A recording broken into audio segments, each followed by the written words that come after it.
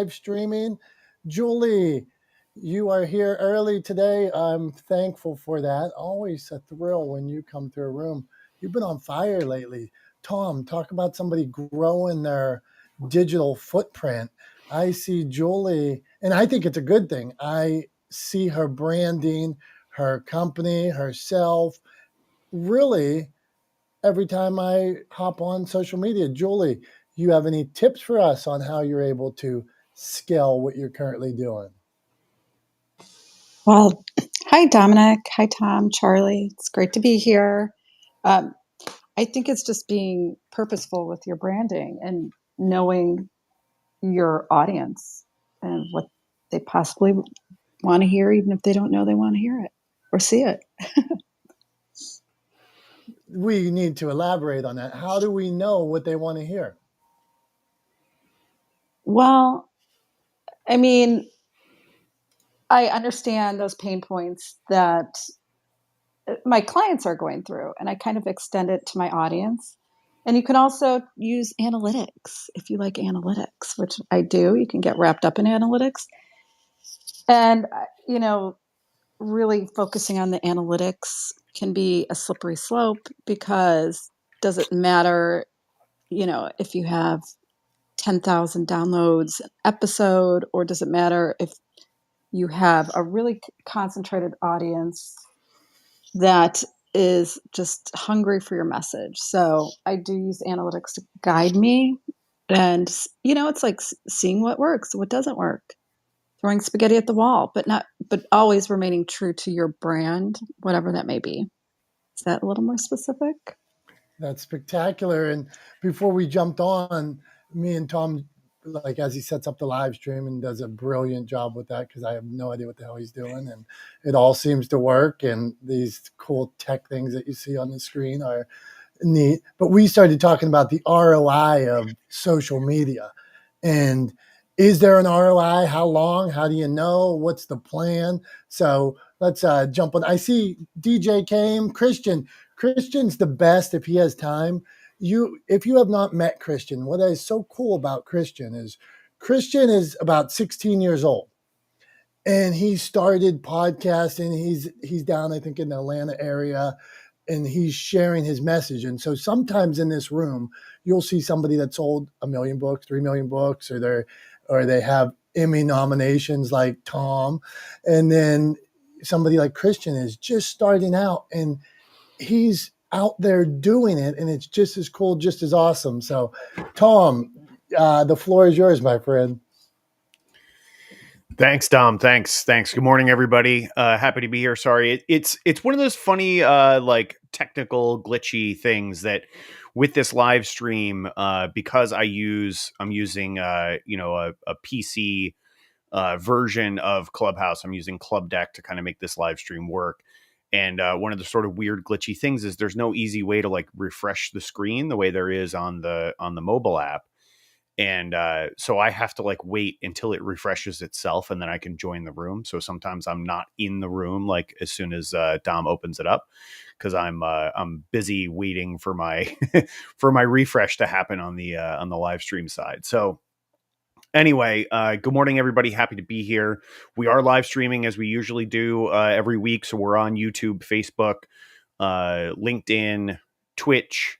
And I think that's it. I think that's all the places we're live streaming. Is that enough places? I guess that's enough places, right? And Twitter. We're on Twitter also. And yeah, Dom, like as Dom was just saying, we were talking about ROI for social media before we got on. And it's one of those things, this is a common question that I have crop up all the time, is what's the ROI for video in particular, right? Is the question I get asked, because that's my wheelhouse. And the short answer is there isn't any. And the reality of it is that ROI is a measurement of cash out versus cash in, right? It's revenue out, or it's investment out versus cash in, right? And there is no way to measure that on social media marketing, on email marketing, et cetera, unless you have, the only way to measure it is if you have a click to buy button in your marketing content, right? If it's a sales funnel piece of content and you have a click to buy option, then you can measure the ROI. But otherwise, there is no direct measurement for ROI. So the goal of marketing is not directly to make money. It's not sales, right? And it shouldn't be looked at the same way. The problem is a lot of people look at marketing the same way they look at sales, right? They want to say, okay, I spent X amount on my marketing efforts, and this is how much revenue it generated, the same way you would with sales, right? I spent X amount on my sales efforts, and this is how much our sales grew, right? Or how much we brought in sales. And it doesn't work the same way. It's not an apples to apples comparison, right? And that's a problem. And it's sort of very rampant in the marketing world. And I come across it all the time in my video space. But yeah, the answer is there's no way to measure ROI on social media directly. And anybody who tells you, I'm going to be a little controversial here, anybody that tells you that they can tell you what the ROI is for your marketing efforts on social media is not being honest with you, right? They're not being honest with you. So take whatever they say with a grain of salt. So that's my thought, Dom, on marketing and social media ROI. Okay, so let's get this started. Let's cruise around here. Julie, I'm coming back to you. Marketing ROIs. Can you ROI your social? Well, if I said yes, Tom would say I'm a liar. Well, let's hear your but side of it. I mean, you really can't. It's intangible. I hope I don't offend anyone. I've never been a big fan of social media, at least for building my business. What I know is that it has to be there, and it has to be good if you're doing what you want to do. Where I find the entire online presence is really catering to Google, and I find that's where I find really my largest return on investment. And I've been working on it for a long time. And Google does like social media. Google does like LinkedIn very much. And it's about the ratings, reviews, and showing that you are a legitimate business and that you have a legitimate voice. And I think Google definitely has been my biggest champion in terms of getting concrete, real leads and customers, clients, collaborations, and also that and my podcast. So I can't really say. Do you run Google Ads? I have, yeah. I've run YouTube ads through Google. I've done Google ads that currently I've just tried to make a commitment to seeing how it works organically. And I haven't seen a real difference at all, to be honest. But I know at the beginning, I feel like at the beginning, you always need to invest money into marketing. And I've tried it on Instagram. I try everything. You get more likes, but what is a like? There's no real engagement in a like. People are scrolling. And I found Pinterest is a good one too. It's like the unsung hero of boosting the website traffic. But Pinterest is not as engaged. Google, for some reason, just throws out engaged potential clients for me left and right. I've got another frame here, and Julie, feel free to answer this if you want. But Dom, I just want to throw this out.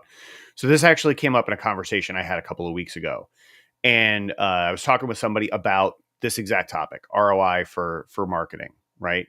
And this, because of the context of the conversation, this kind of analogy popped into my head at the time. I just remembered it, and so I wanted to share it. And that is, if you can tell me the ROI for putting a sign out in front of your office, then you can tell me the ROI for your social media marketing, right? What is the ROI? What's the, not like, oh, it helps bring in business, or I want to know a dollar number, right? What is the dollar figure ROI for putting a sign out in front of the building where you conduct business? Can anybody? And that's what a lot of people do give, follow-up surveys, or how did you hear about us? I mean, that's kind of grasping at straws, right? To figure out where did they find you? How reliable are people's memories about where they first heard you? Yeah. Yeah. And when I answer it, I'm like, other. I always click other. Exactly. Or like, how often do you get that question and you kind of go, I think it was from here, or maybe it was from there, right? So there's like a, I think even from like anecdotal evidence, it's pretty clear that people's memories aren't super accurate. But if you look at studies, particularly studies on the veracity of eyewitness testimony in criminal cases in the judicial system, it's incredibly inaccurate. Eyewitness testimony, it's like it's looked at in some level as like the gold standard, but in reality, eyewitness testimony is incredibly unreliable and easy to impeach for defense attorneys. So hard evidence is always the better way to go for prosecuting a criminal case. So that's just one thing I dove into when I was in undergrad studying psychology. I did a whole bunch of coursework on memory, and eyewitness testimony is incredibly unreliable. But it's one of those things. It is. So my question is, right, you can't put a dollar value on hanging a sign out in front of your business, but it's still a good idea, right? And I think in this digital age, being present on social media is equivalent to hanging a sign out in front of your business. You can't put a direct dollar value on it, but it's still a pretty good idea.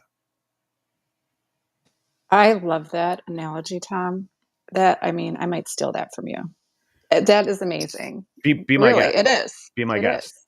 Yeah. Free. Anybody who wants to steal that, go for it. But yeah, I mean, it popped into my head in a conversation, and I wanted to share it because it like really crystallized that idea for me, and as an easy way to explain to people why it's so important to be present in the digital world as a business. So what's your tactic, Dom, or anybody, and I don't mean to take over the conversation, but what is your tactic on using social media? Well, let's go to some experts on it. Hey, we got this room of really people that are like Charlie. I'm going to go to went viral. The guy's got millions and millions of views with Star the Dog, and I want to hit Billy on this as somebody who's helping people strategize their businesses when it comes to monetizing and things like that. So I'm watching both of these people in different ways. Billy seems more niche, and Charlie went viral. So Charlie, tell us about going viral, and then we're going to jump to Billy. So Charlie, if you're not lifting weights, go on, my Yep. friend. No, I'm not lifting. No, I'm not lifting weights. I heard some really good things both from Julie and Tom, and I just want to go backtrack. Julie said something really clear that what do these views mean? I mean, they mean nothing. In this last week, I've got 100,000 views on TikTok. It doesn't mean nothing. And then, Tom, I agree that, after reading the book, The Art of Thinking Clearly, and I sat in courtrooms when I worked for the Department of Corrections, people's recall is so far from the truth. They actually believe what they think they remember, which is incredibly uh, inaccurate in most cases. That's why when I wrote my book, I had newspapers.com. I cross-referenced everything 9 ways to Sundays because I don't trust my memory for facts. Generalizations, yes, not facts. So what I think is this. When I was doing my business, it took years for a big hospital builder to contact me. He says, I've been seeing your trucks going down the road for years, and the sign finally penetrated me, your dumpster signs. So that goes to tell you how long it takes. I watch TV news at 6 o'clock, and there's this commercial that comes on every night with some type of gambling app. And this woman came on every single, and I just blocked it out until finally it penetrated. I know what she's doing. So I think a lot of the splashing, I think a lot of the likes, a lot of the stuff we see on social media is at the most entertainment for people. They give you a like. It has no memorialization. That's why I always follow up a conversation that means something to me in business with an email to memorialize it, to state the facts of what this conversation took place in. So with all these millions of hits over Star the Dog, what I have noticed is this.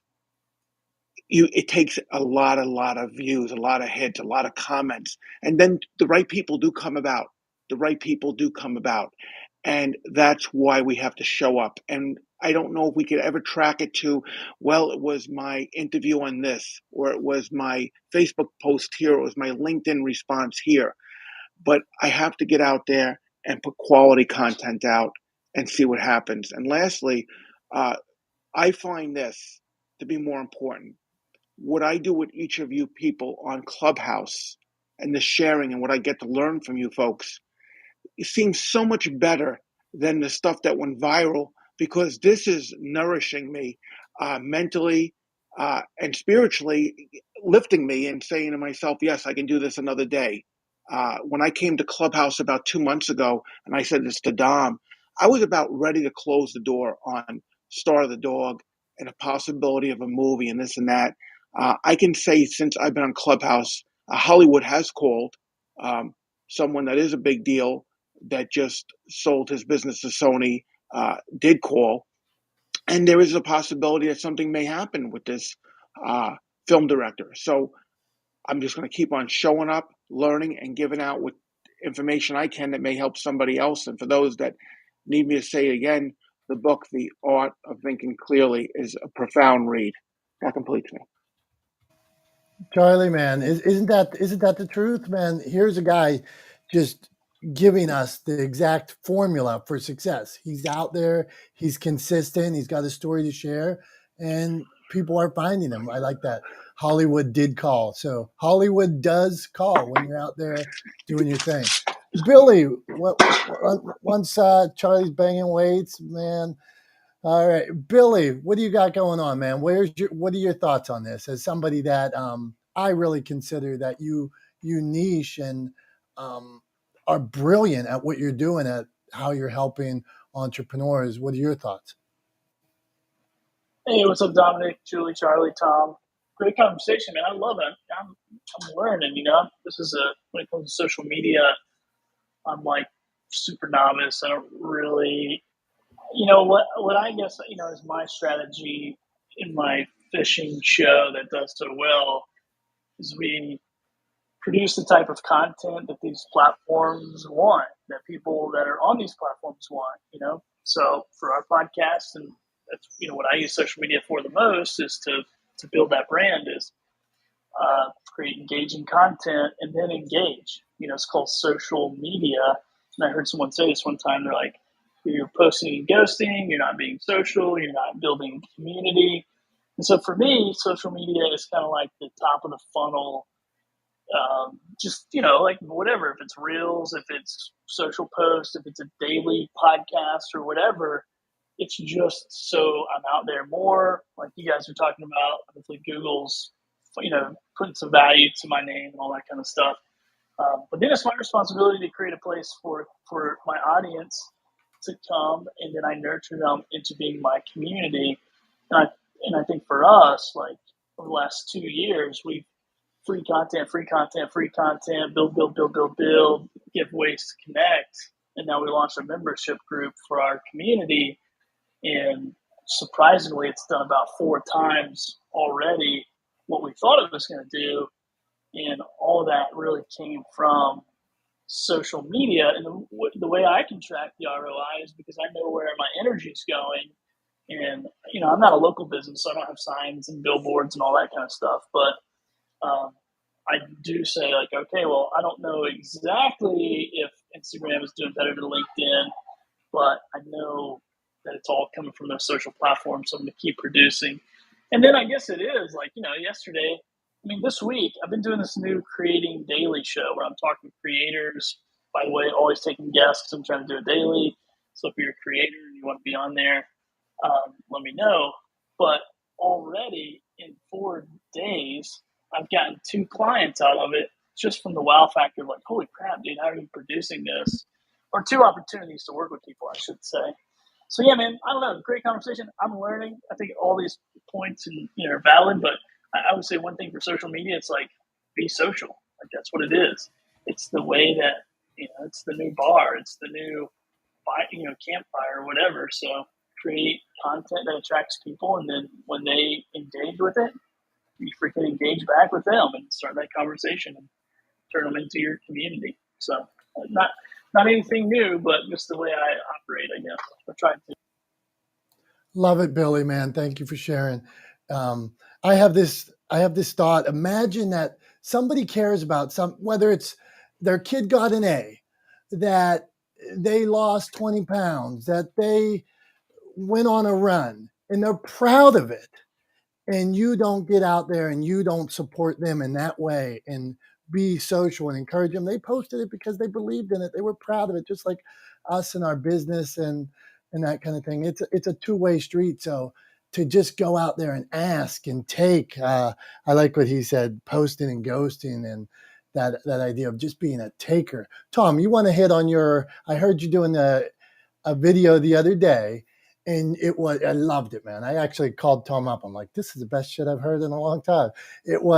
You said social media, you were opening the door. I think that's how you described it. You're just opening the door for them, or I think it was that. Oh yeah, you're talking about the post where I said there's this tendency, especially in social media content, marketing and advertising content more broadly, where businesses have this sort of overwhelming desire, right, or need that they feel that they have to just inundate their audience with information, just beating people over the head, shoveling like loads of information at them, right, as fast as they can, just burying them in information. And it's completely the wrong approach, right?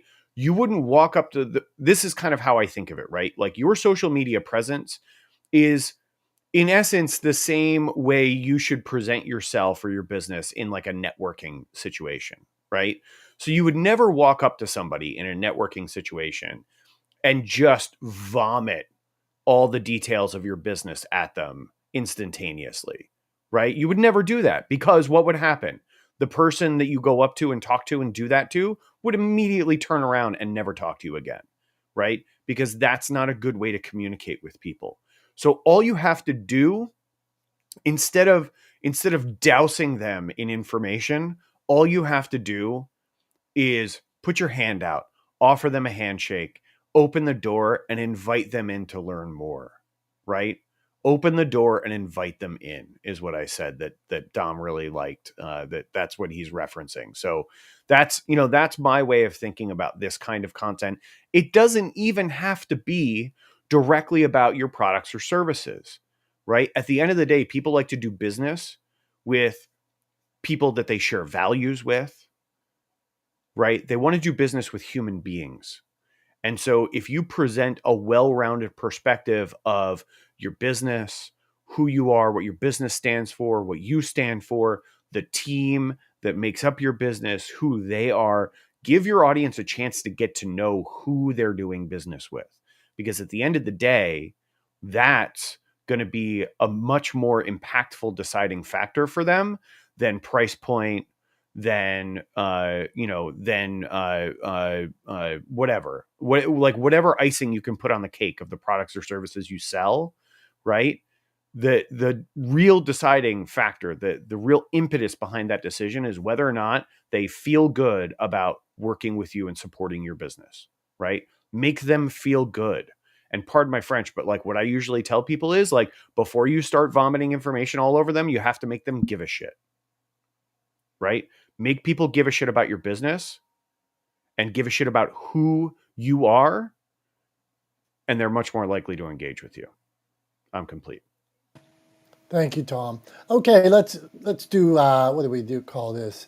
Some housekeeping. Okay, there's comments down on the left-hand side of your screen now. We can comment, have a back and forth conversation on our live stream. Tom's answering some questions.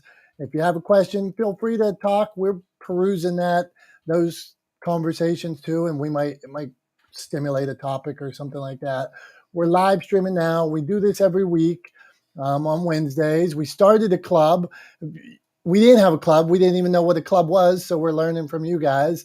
And people said, well, how are we going to even find your room when you're not in a club? So it's not branded in any way with Tom's brand or my brand. It's just a place where we're sharing storytelling and media tips and learning and trying to figure out how are the best ways to get out there and share our story. So the next person up, since we like to meet new people, and so I see DJ. DJ, if you want to ask a question or if you can contribute or drop a tip on what we've been talking about, the floor is yours, DJ. Glad you're here. Hello, good morning. How do I sound? You sound good to me so far. Come on. Wonderful. Okay, well, it's good to meet everyone. It's my first time here. I haven't been in Clubhouse in quite a while, but I was encouraged to come on in, and I found the podcasting. But a little bit about me. I'm DJ. I live stream on LinkedIn and Twitch and Twitter and all those platforms that you guys talked about. And I took notes. I was taking notes. So on the ROI, I really appreciated that conversation, those points, because I had asked myself this question. I had talked to a couple other collaborators and colleagues about, is there a ROI? How do we really present that? And no one could give me an answer. And it's good to know and have sort of validated that other people really can't put a dollar value on that. And we all struggle. So I appreciate that conversation. I like what Charlie said about keep going and surrounding yourself, stay consistent. I think that's true. I've been streaming for about a year, which makes me feel pretty good because it's hard. It's not easy to keep a running weekly show with guests and topics. Now, my topics are usually mental health, disability, and trauma related, which are pretty heavy subjects. And I have to have a good personality. Got to keep it late. Got to bring some entertainment to those types of topics and conversations. So I understand, when you start getting tired, at least for me in my experience, and he could have meant that in a totally different business way, but for me, that's how I interpret it. And it really did hit home. Billy, I reached out to you on LinkedIn. I love what you're doing, and I'd love to talk about your daily creators. And Tom, thank you. Thank you so much for what you just shared about you just turned on my light bulb by not shoveling information down people's throats and just vomiting info. I know I have a tendency to talk really fast and want to get a lot of information out there. And sometimes we feel that pressure of time, the time cooker, the clock we have, minutes and seconds, and it's a mental battle. It's a business battle. It's a battle in so many ways. So I appreciate that and just slowing down. I love that reminder. I needed that reminder myself. So I appreciate that. And definitely I love to keep the door open. So I think everyone should keep the door open, and especially in the chaos and the society and everything that comes at us. It's nice to be a safe haven for folks. I love to be a safe haven, be part of the community that wants to be a real community, not just individual capitalists, but really something more deeper, more emotionally and psychologically caring and compassionate. And I think that's really important part of business, and for me, creation. When I create and when I intend to do business, I do it from a place of my heart. And I want to engage with other creators and other business folks that do come from a place of heart and of people, of humans. So I guess that's all. I just wanted to introduce myself and give a little feedback, and yes, contribute, because that's why we're here. And I'd love to connect and meet with anyone. And I do have one question real quick off topic about PodFest, VidFest, and who will be going there, and just kind of connecting, and I'm networking to figure out who will be in Orlando coming up in May. I will. Yay, wonderful. So thank you so much, everyone. I'll be talking about accessibility there. I'll be speaking. So, something that I really is passionate about is being inclusive and making sure everyone has access to our content, auditory, verbally, visually. So it's just something I really love to talk about. So I'll be talking about that. So thank you so much. I appreciate the time, and it's really nice to meet everyone. DJ, spectacular. We are glad you're here, and I love this bringing up this idea of showing up and throwing up. That's what we used to talk about in sales. That sometimes you go out and you know your product so well, and you get out there and you're just blah blah blah blah blah. And I wonder in this, I have this. Tom, I see him laughing. I wonder in this world of they like you, they trust you, they buy from you. If you went out there and you said to that person, rather than throwing up everything, if you said, "Hey, I like what you're into. Let's DM. I have this, and this. I think we should talk." Or, "I know you're real busy right now. Let's talk another time." To me, the trust is built right in that first conversation. The trust on my social media is, Julie asked about social media strategy earlier. My strategy is I haven't asked you in years and years and years. You haven't seen the ask. 1 out of every 20 of my posts is an ask for something, 1 out of 50. Once we're in, I don't know you well enough to ask anything.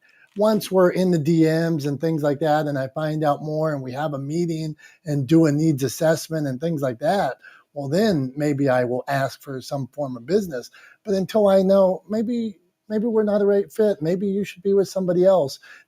Maybe we don't trust each other. We don't know each other. And so I think that propensity to show up and blah it's a killer, right? And I look in my DMs every day of the people that are going to save my life, that are going to handle my finances, are going to change all my insurance, are going to all these things. Well, maybe my insurance agent is my wife. A guy told me that. I used to sell insurance, and a guy said, "Well, buddy, except my wife is my insurance agent, so you're never getting my business."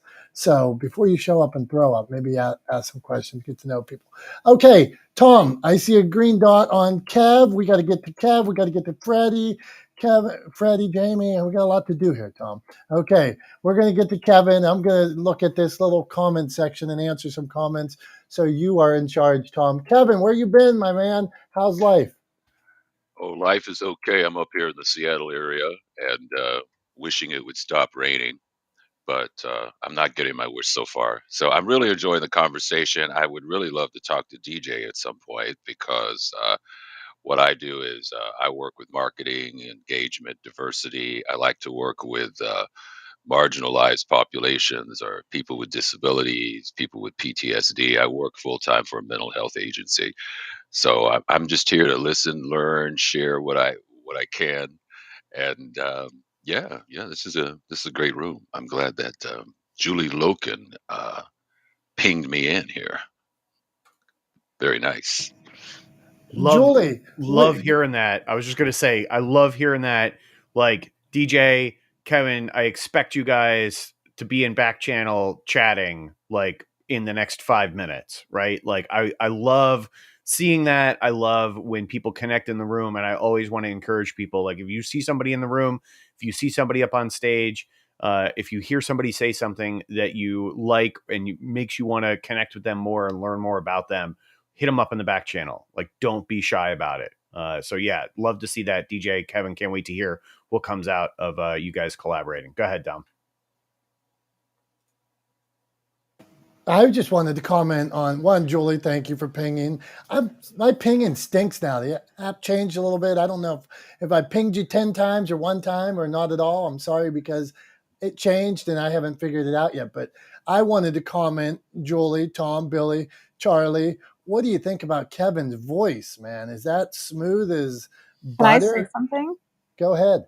He's the voice of my podcast, The Media Casters. He does the intro and outro, and there's a reason why. I mean, I don't have to say anything further, but he is amazing. The voice of Applebee's, right, Kevin? Oh yeah, Applebee's. Let's see, TurboTax, Walmart, and some local businesses up here in the Seattle area. So I appreciate Julie giving me that opportunity to kick it with Jules. But yeah, this is a great, again, it's a great room. And Dominic, I've missed you. I've been kind of tied up, but I'm always just interested in hearing people's experiences. And I always like to kind of spread a layer of diversity on a lot of topics that I wind up talking about, because I think that sometimes when we're talking about business or we're talking about movements or campaigns, sometimes there's segments of the population that get ignored for whatever reason. I don't think it's intentional. So I'm always happy to spread a layer of diversity or bring that dimension into the conversation as well. So thank you. I'm done speaking. Love that. Love that. And yeah, I mean, man, what a voice you were blessed with, Kevin, man. It's like, you know, it's dating myself here a little bit, but one of those voices that you know, be happy to hear reading the yellow pages or the dictionary or something like that. But yeah, thanks for being here. Thanks for what you're doing, and look forward to hearing what you and DJ cook up together. Yeah, I appreciate that. Thanks. Yeah, my pleasure, man. My pleasure. My pleasure. So next up, we're gonna go around, keep meeting some folks. Freddie, I don't know if I'm just gonna check real quick and see if we are. I'm not following you. We're not following each other. I don't know you. And I love that about Clubhouse. I get to meet new people. So, Freddie, the floor is yours, my friend. Why don't you go ahead and introduce yourself? And let us know what you're up to and what your thoughts are on ROI for marketing. That's what we're talking about today. Thank you, Tom, and Dominic, Julie, and all of you guys here. Thank you very much for inviting me to come up. And I've been here in the room before. I just haven't been able to come up and speak. And today I heard you, Tom, talking about this. Like when you mentioned that in your business you put a sign up, but you don't get that many people, but eventually that will stick, and that you need to do the same thing online. And I think you guys are giving a lot of great information here. I'm kind of brand new, I want to say it, on social media. Although I've been on social media for about 12 years, because I used to do some. I used to be in the entertainment industry right here in the San Francisco Bay Area, and I could put together events with where I got 300 people or 3,000 people, and but everything was done through social media, especially Facebook at that time. And I agree with you. I mean, most of the things that I was, when I was doing the business in a way that I was going on social media to be social, to be a friend, to be somebody there to make another person feel better and to feel good about themselves, I was doing very well. And that's why these events that I was doing, I had a whole bunch of ambassadors of my brand, of the events that I was doing, and people were sharing all my information and everything. That's why everything got so well. But then after a while, I stopped doing those events, and when I tried to go into another field, more like right now, I'm doing I have a digital marketing agency, and try to do it with the sense of getting more business. Then it's not sticking. It's not really there because I forgot the basics. I forgot the basis of being there. And they talk about the 80-20 rule. And what I did is I used to be more like 90-10. 90% of the time I was being there for people, being a friend. But then once I started, because I was doing it from my heart, I was doing this business just like that. I really love it. But when I started promoting myself as a coach and also to do the digital marketing, I was in the thing listening to other people like, well, you need to bring followers, you need to get more people, you need to do the business, you need to close more, you need to do all these things.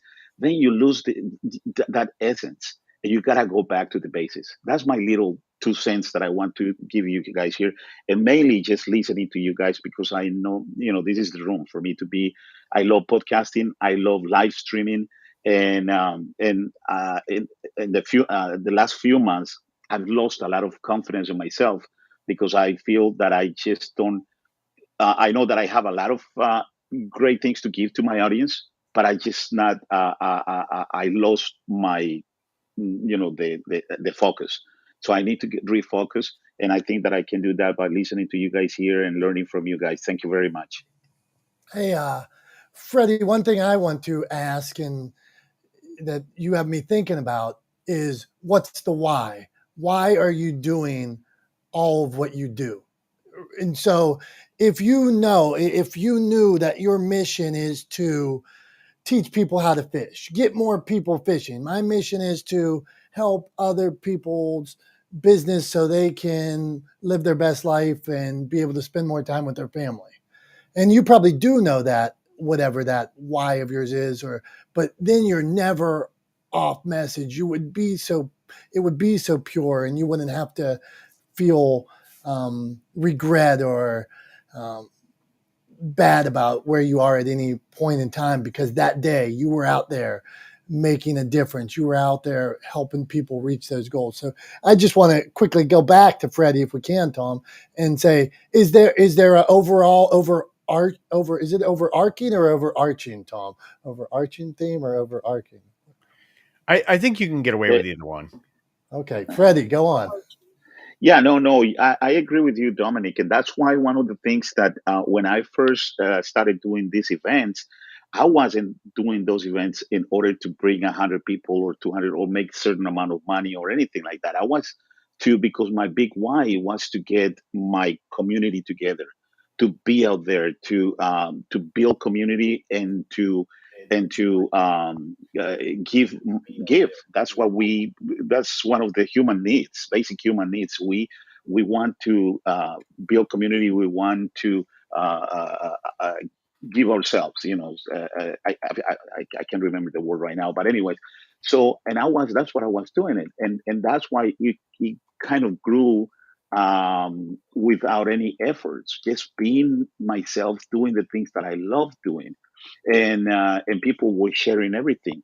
My big why was that, and my big why continues to be that. That's why, at a certain point when I was doing the events, I said, I like to get my community together. I love seeing the kids and the families involved in all the cultural events that I'm doing and everything.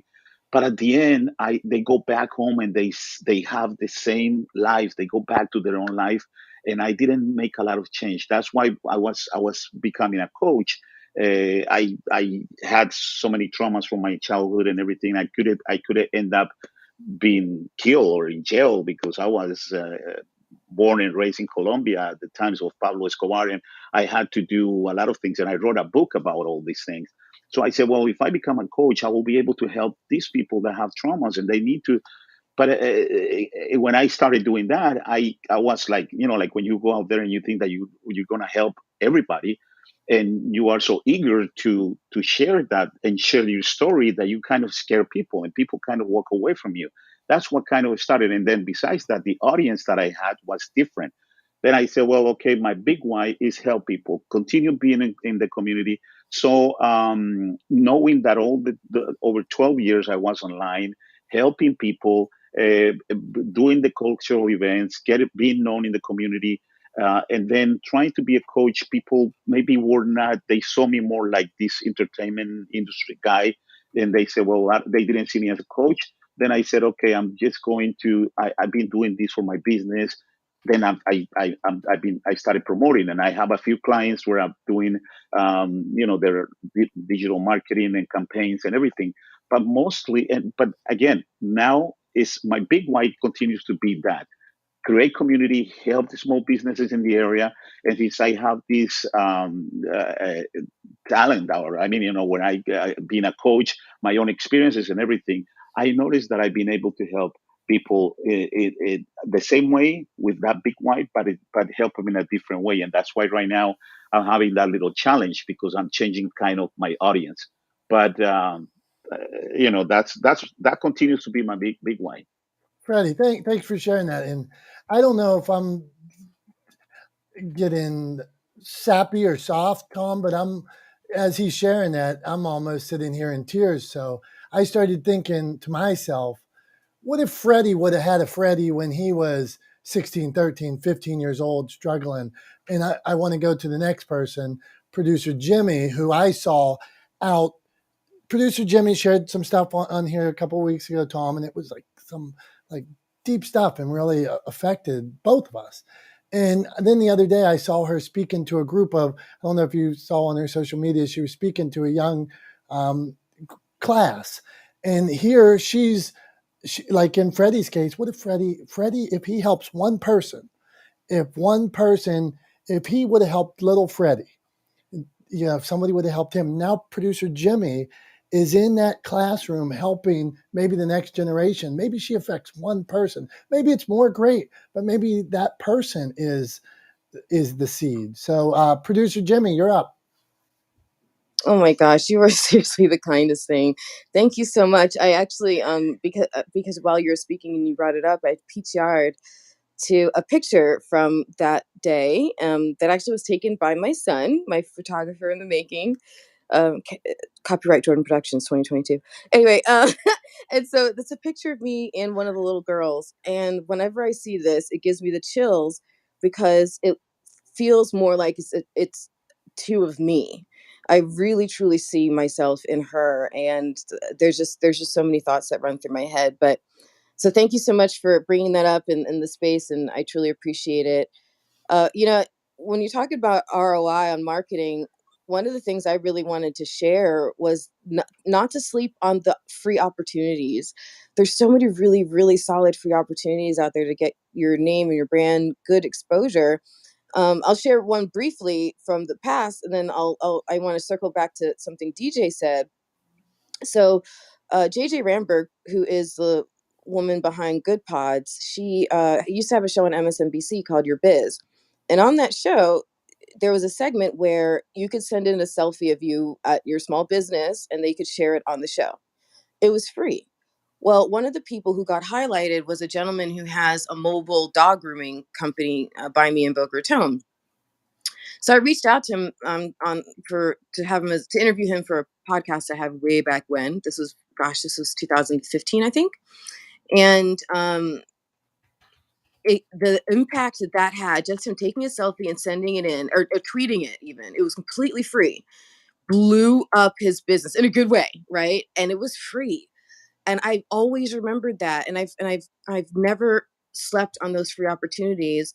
And public speaking is one of them. Now, obviously, last Friday was very altruistic. It was just, it was an opportunity for me to pour into some young faces who just look like a whole bunch of little me's. But free opportunities nonetheless can be fantastic, and you can get them through speaking opportunities and all that. And the reason I wanted to circle back to DJ is you asked about Podfest.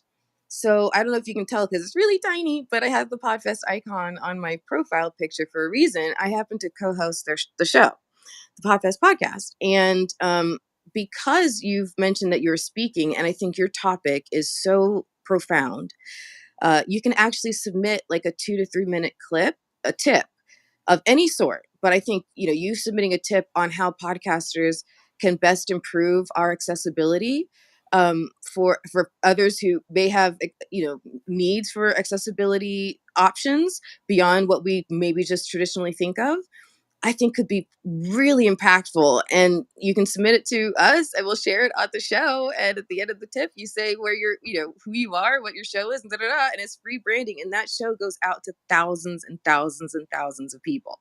So submit a clip, DJ. You're on the roster because you're eligible as an official Podfest speaker now. But my point is, free opportunities, do not sleep on them. The ROI is, I think it's technically infinite, right? Because you're dividing by 0. So there you go. I'm complete.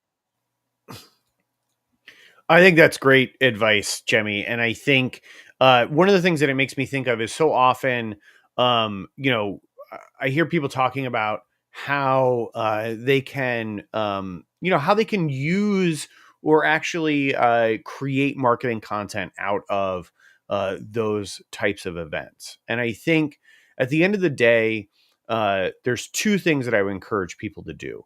One is do like Jemmy did, make sure somebody's there to take pictures, to document your appearance, right? So make sure that in some way, shape, or form, there's documentation of you speaking, of you presenting, right? And it's really smart kid to do it, and it's free. There you go. And if you don't have anybody, just have a kid, and in about 10 years, they'll be able to do it for you. But yeah, so make sure that there's somebody there to document it. And then after it's documented, you have to share it, right? You have to share it. And this is where I think people start to feel a little bit icky. about it. And I know I've kind of struggled with this in the past as well, where you're like, well, I went to do this presentation, and I was doing it, for altruistic reasons, like Jemmy's talking about, talking to a group of young women who can look up to her and she can mentor and inspire to pursue their passions the way she has. And, you feel a little bit icky about maybe kind of using that as marketing content. But my response to that is, your presentation wasn't about you. It was about who you were talking to. It was about your audience.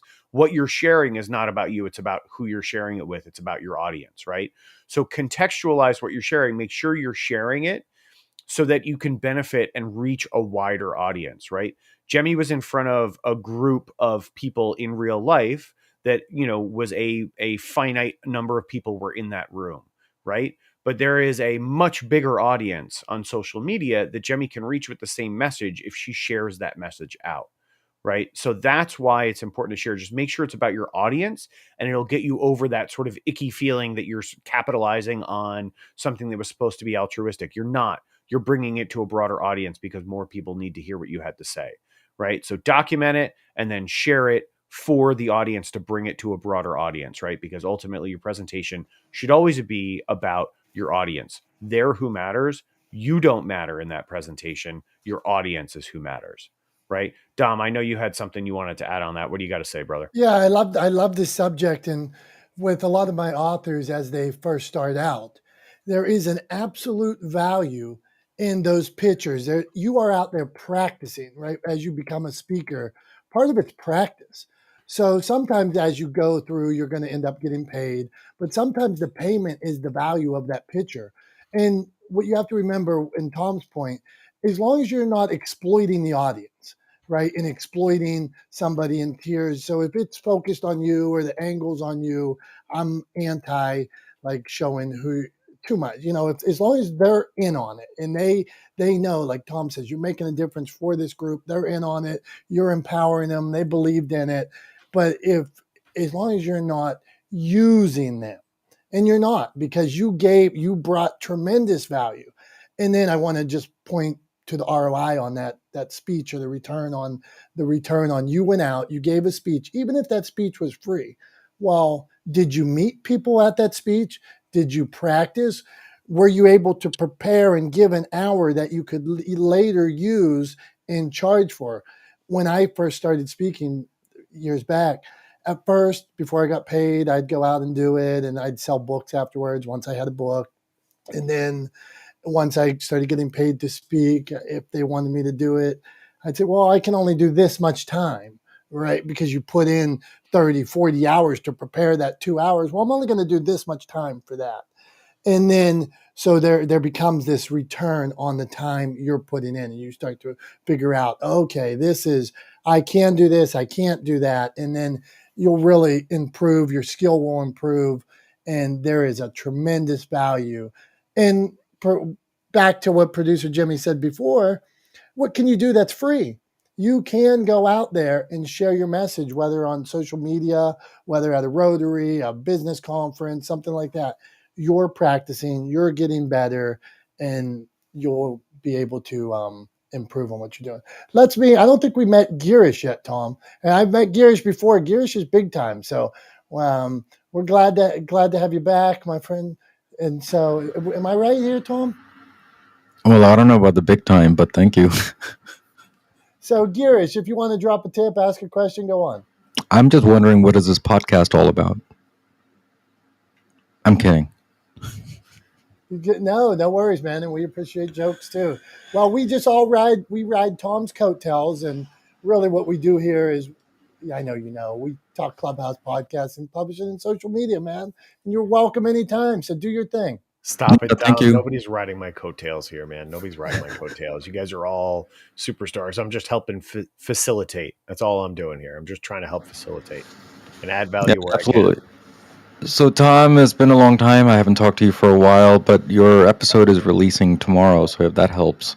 So that's a good marketing there.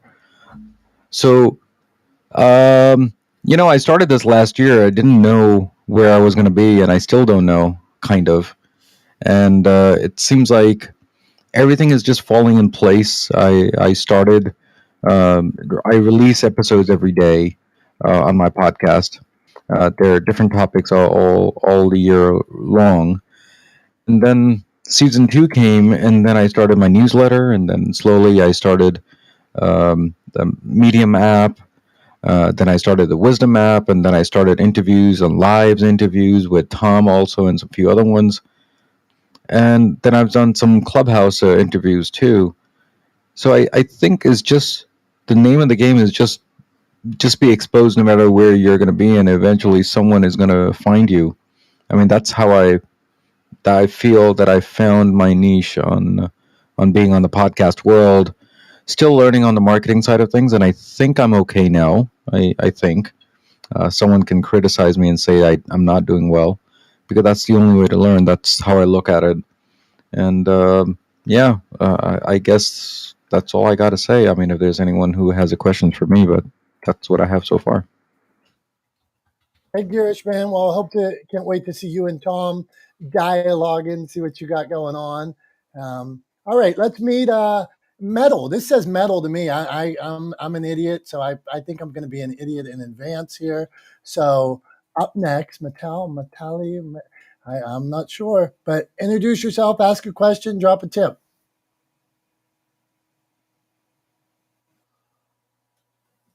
It's Tiffany for Medal of Honor. Yeah, my feelings are hurt. Oh my gosh, Mattel. No, I'm kidding.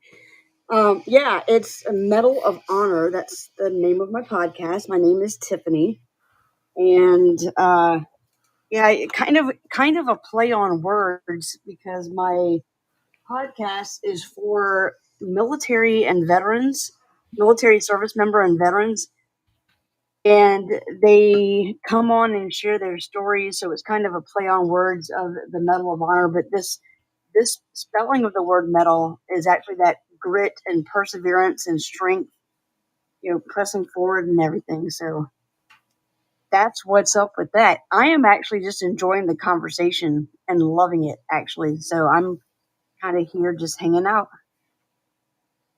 Hey, well, Metal. Then as a podcaster out there doing it and love the topic, what would you give a tip to somebody that's maybe considering podcasting that wants to share their story like that? What should they do? Be like Nike and just do it. Yeah, I think the 2 cents, and I'm a newbie at it. I've just been doing it a little over a year now. So I would not call myself an expert on it, but the thing that I would share is if somebody is interested in doing a podcast, I would throw out their way the kind of the basics of why do you want to do a podcast? Who are you wanting to talk to or share with? What is it that you're wanting to talk to them about and share that with them? And then just go for it and do it. I have made plenty of mistakes and messed up, and I still make mistakes and I still mess up, but I'm loving every day that I do it because I enjoy the people that I meet, and it's just enjoyable. It's fun. So be willing to go out there and make those mistakes as you do it, and yeah, just go for it. Well, it was Tiffany. So Tiffany, Medal of Honor. Thank you. Great tips. Get out there and do it. Be the Nike slogan. One of the subjects we were going to talk about earlier, that just something we had discussed, is this idea of rather than sharing all these perfect posts and videos calculated, how about every once in a while we share a little more of the reality? My post on LinkedIn this morning, I shared a post about that. When I was in college, I wanted to open a restaurant. That was like my dream in life. Since I was a little kid, I wanted to open a restaurant. And I applied for all these jobs up and down the strip. Nobody would hire me. Finally, Fridays hired me, and I failed server training. I was heartbroken. I failed server training. I went back by the dumpster and cried. Everybody else in my class made it through, and I had to retake server trading because I didn't know what was in a Cobb salad and a 9-layer dip. But sometimes we fell, and Tiffany, thanks for sharing that. And let's just get out there and do it. So, Tom, it is time. It is time to meet Jay. Jay, welcome. Drop a tip. Ask a question. Go on. What's going on, Dominic? How you doing? Hey, my friend. Everybody. Hello, everybody from Brooklyn. I failed server training at Fridays too many years ago, so we got that in common. I'm following you right now. It's a true story. I only came into this room because Julie Smoking Loken invited me in. She is my sister from another mister. I've been blessed on Clubhouse to make a couple of real life friends, and Julie is a gem in the world, not just on Clubhouse. And she keeps nagging me to do a podcast, and I keep pushing back. So eventually that'll happen. I use Clubhouse really primarily because an entertainment lawyer I was working with said you have to get on Clubhouse. And this is when Clubhouse was invitation only, and they didn't have all these crazy rooms. And I've actually gotten a few projects off of Clubhouse. I'm interested in podcasting. You only have so many hours in a day. And I came in here to support Julie. And then I look around and I'm like, wow, there's some heavy hitters in this room, like Garish and Rachel Weaver down in the audience. For those of you who don't know Rachel, she's definitely a heavy hitter. And Lance. And then I saw Tom's profile. I'm like, hey, Tom, I definitely want to hook up with you. And Kevin Coe, because, I would listen to him read the phone book. But really, I just came in to support Julie because she's like the Yoda of Clubhouse. So I'm going to park there. Oh my God, Jay. Nobody, just do it. Apparently the Pied Piper of Clubhouse. This is amazing, Julie. I don't know. Julie, No. speak to it. You can't not have an intro like that and do your thing. So, Julie, come on. Well, Jay is very kind. He's overblowing me as usual, but very kind. I appreciate, him and what it speaks to. And thanks, Jay. I appreciate it. Like these people here, it's like really creating relationships. And I talk about this all the time, but when we talk about takers, you can even see them on Clubhouse. They'll come on, they'll pop on the stage, they'll pitch their stuff, and then boom, you never see them again. But a lot of these people that are here right now, like Dominic, Tom, Jemmy, like everybody here, it's supporting me as I support them and going into the rooms. It's real life, and I think we forget that it goes back to that handshake, the old-fashioned way of building a business through a handshake. Doing it in a very different way, but I don't really see the difference between being on Clubhouse and being at a business meeting or an event. We all have that ability to cultivate real authentic relationships here. And I think it speaks to the good people that I surround myself with as well, being very judicious in who you surround yourself with, and smart. Jay would probably tell me, be smart, because there are a lot of people that don't have your best interest in mind. So thanks, though. Thanks, Jay, for that. And thanks, everybody. And if I could say something real quick on that, because, Dom mentioned something and I have to correct you, Dom. I have to push back on you. You said that you're not good at your ping game. You are. I got ping from you, from Julie. And let me tell you, I love this room and how you guys hold this space. I canceled my own. Just so I could be here. Because listen, a rising tide raises all ships, and it's about collaboration, not cooperation and collaboration, not competition. And I'm just honored to be in here. When I saw the opportunity to, I said, you know what, that sounds even more fun. So here I am. We love having you here, Jemmy, and Julie. Thank you for that. I 100% agree. In fact, that post that I put up that Dom brought up earlier in the conversation, where I was talking about opening the door and letting people in. The title of that post was "Handshake Content." It was encouraging people to think of their content as a handshake. It's just one of those things. I 100% agree. Put your content through a filter of, would you say it to somebody face to face in a networking situation. And if the answer is no, then you probably shouldn't put it out to your audience, right? So yeah, I think that's a good filter to run through. But thanks for mentioning that, Julie, and super happy to have you guys here. And Jay, would love to connect with you, buddy, and talk about how we could work together. I'm a little north of you, up in the Hudson Valley. I'm a Westchester kid originally. That'll mean something to you, but not necessarily to anybody else here who's not from the area. But I grew up in Westchester, and yeah, so I heard the Brooklyn as soon as you started talking. But would love to connect with you, my friend. And Garish, I saw you flashing. Did you have something you wanted to add, or were you just Yeah, just very quickly, if you don't mind. Sure, You go know, for it. Julie has been a really, really great supporter for my journey also, in many different ways. She was a guest on my show, and then after being a guest, she just became a great collaborating person, giving me 2 cents that you should do this versus this, and vice versa. And I just wanted to thank Julie, and then we spoke yesterday about some certain things on my journey that which I've really went to the next hurdle. So, Julie, thanks for your all the support that you have given me so far. Go ahead, Julie. Tell I them, think she's. Chris. Did you tell them? My son keeps calling me, and I'm like, oh my gosh.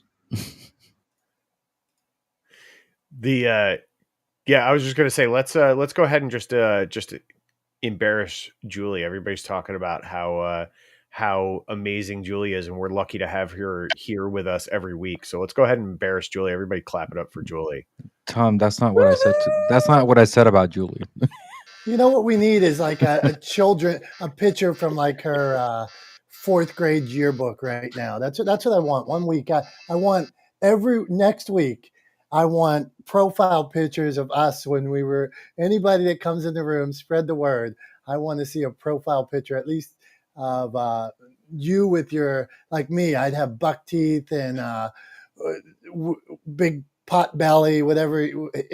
I was a real mess. I'll surprise everybody who who knows me in real life, who's seen me without the hat on I wear for branding. I don't, it's because it's my logo and it's sort of become my thing. But I'm bald as a cue ball, man. I've been shaving my head since I was like 18 or something like that. So I'm not trying to hide anything with the hat. I just wear it for branding purposes and because I like it.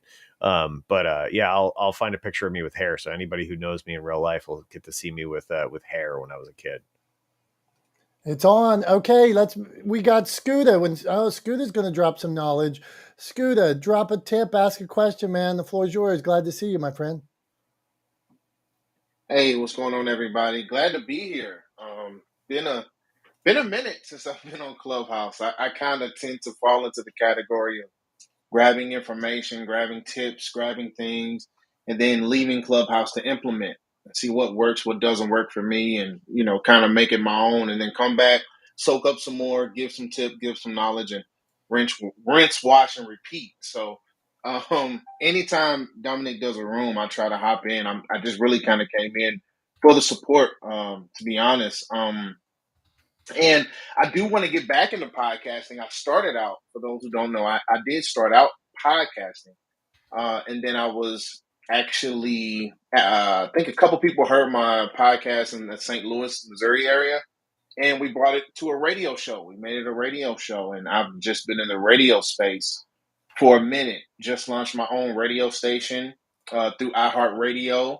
We're nominated for a Stellar Award now. That's in the gospel space and the inspirational space.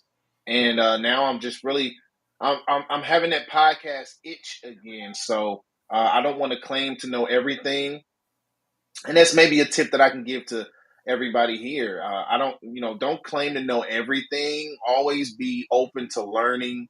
And I guess another thing that I'm learning to do is to write things down. I think it's very important because we live in a social media day and age. Everything is just tap your phone, tap your phone, tap your phone. Put the pencil, put the pen away. But actually grabbing a pencil and paper and writing out your plan, writing out your episode, writing out your thoughts.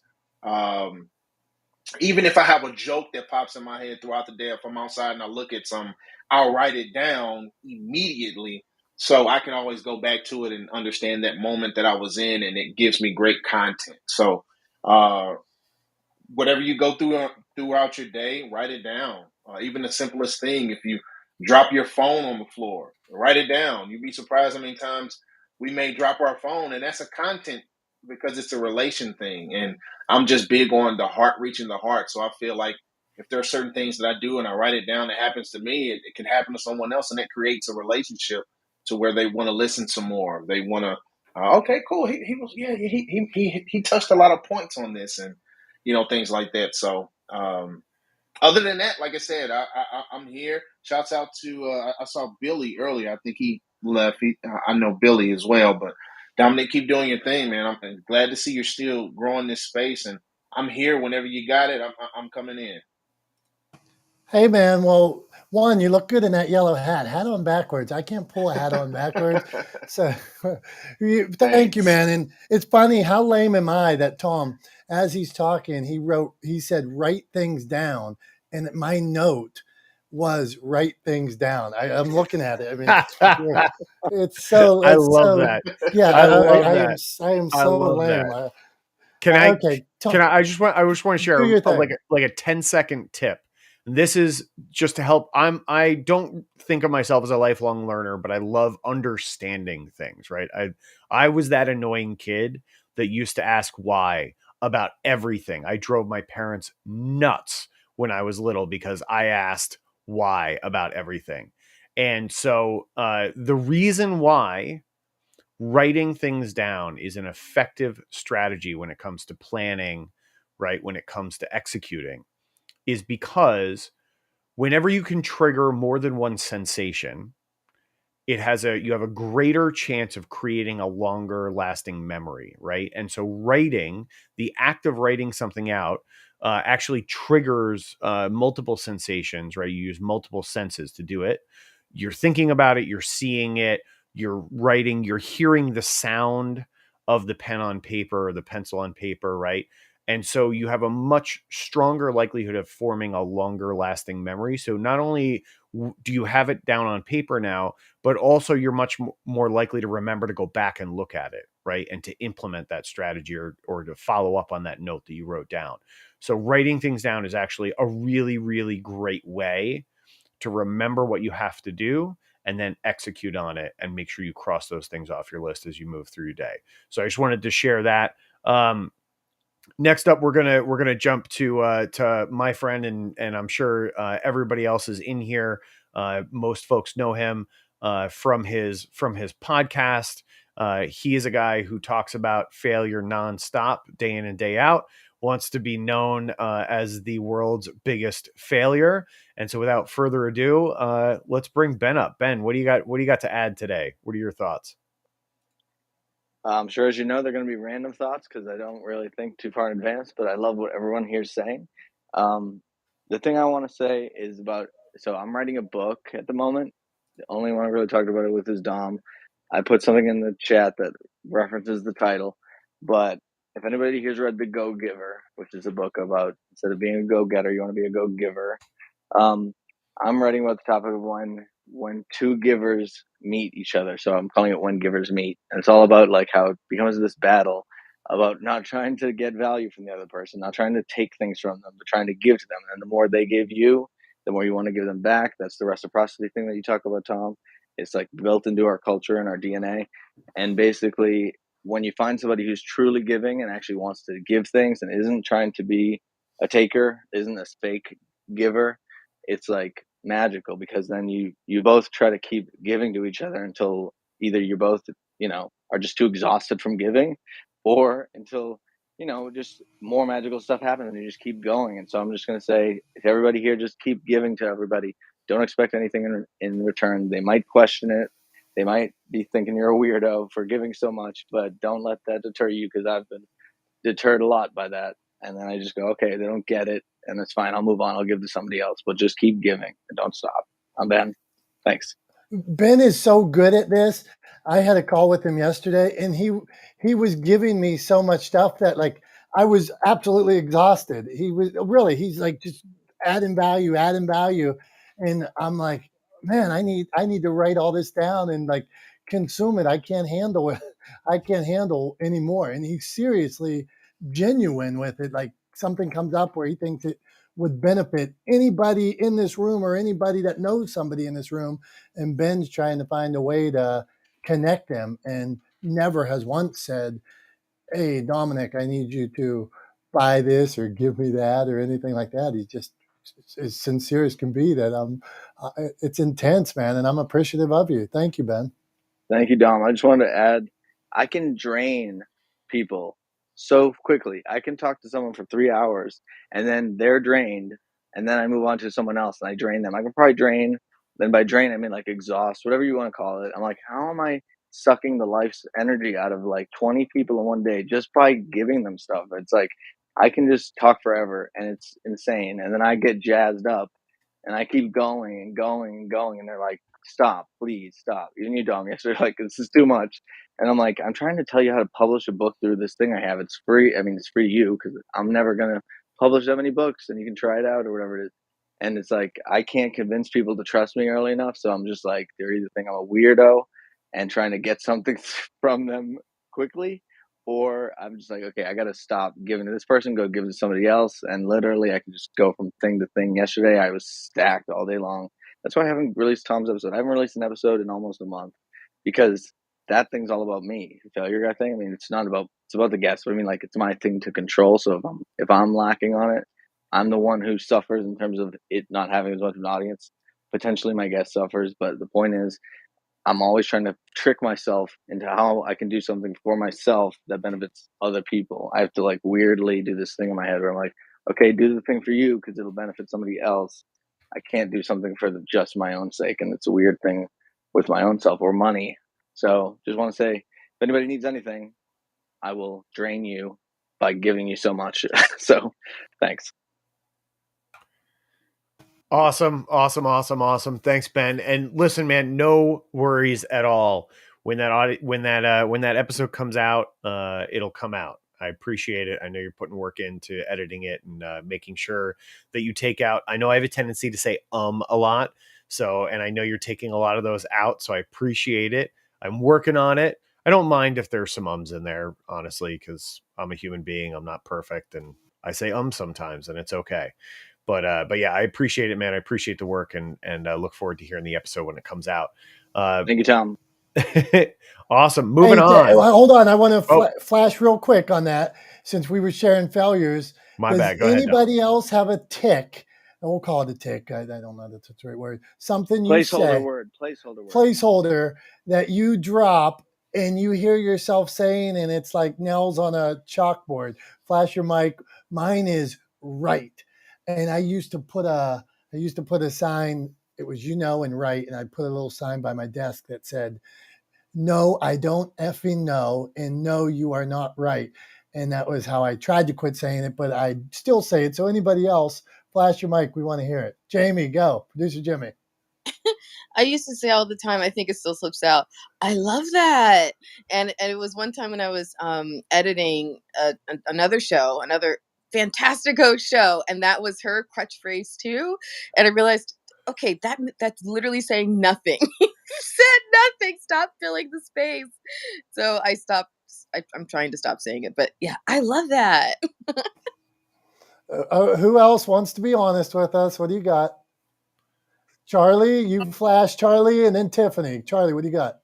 I got caught today on a podcast. Somebody commented, I'm a chronic lip smacker on these podcasts. And that's very annoying, as told in the comment section. That's harsh, man, but you handled it. Tiffany, what were you going to add? Absolutely. I say that all the time. Absolutely.